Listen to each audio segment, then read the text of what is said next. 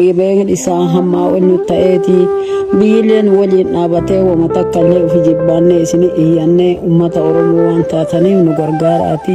Akkam nagaa jirtu maatiiwwan tiiktookii kenna ardhaa hospitaala magaalaa Nageellee Arshiitti argamnee jirra.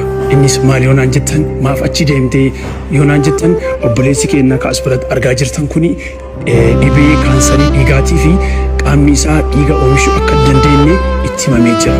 Kanaaf hundi keessanuu akka cinaa dhaabbattanii isin jenna guyyaa 15 qofatu kennameefii jira.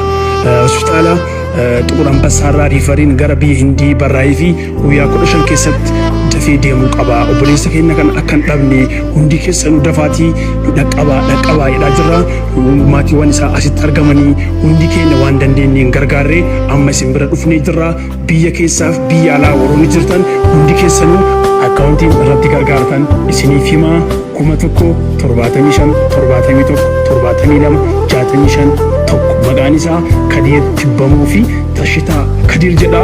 Hundi keessanuu waan dandeettanii qarshii 1-2-3 osoo hin jenne waan dandeettan nu gargaaraa. Warroonni gargaaruu dandeettan nu gargaaraa. Warroonni hin dandeenye immoo warroota gargaaruu danda'utti viidiyoo kana sheer nu godhaatii obboleessa kana du'arraa haa baraaruu isin jenna.